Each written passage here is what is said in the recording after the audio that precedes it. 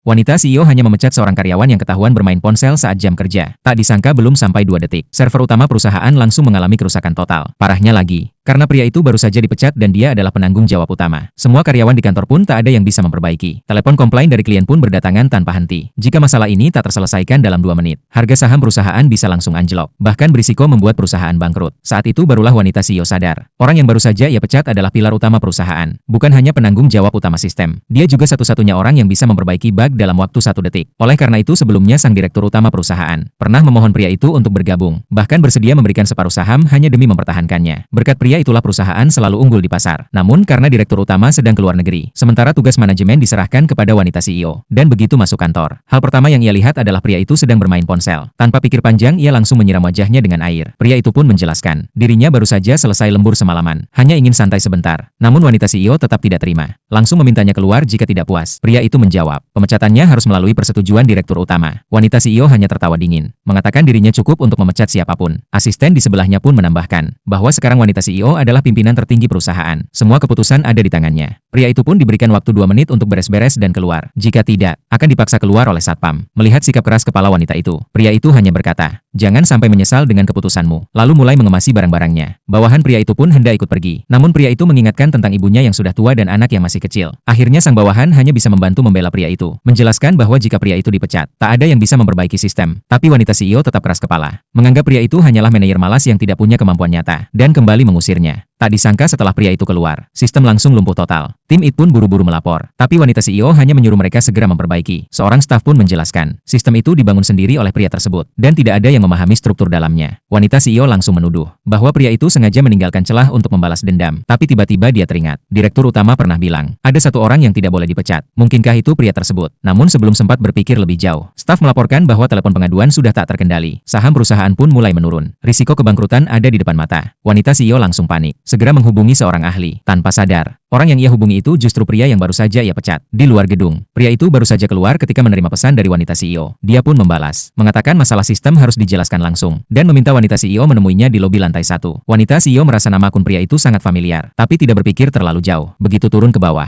dia malah melihat pria itu belum pergi. Langsung menuduh bahwa dia pasti balas dendam. Pria itu malas berdebat. Wanita CEO pun makin marah. Mengancam akan menyebarkan bahwa pria itu merusak sistem sebelum dipecat, dan akan membuatnya dibenci publik. Pria itu hanya menjawab, apakah tindakan ini sudah sepengetahuan direktur utama? Wanita CEO untuk memastikan, langsung menelepon ayahnya sang direktur, dan memberitahu bahwa dia baru saja memecat karyawan tidak berguna, karena sedang sibuk. Direktur hanya berkata, urus saja sendiri. Mendengar itu, wanita CEO langsung makin angkuh. Menghina pria itu karena merasa terlalu percaya diri, dan memanggil satpam untuk mengusirnya. Sebelum pergi, pria itu hanya berkata,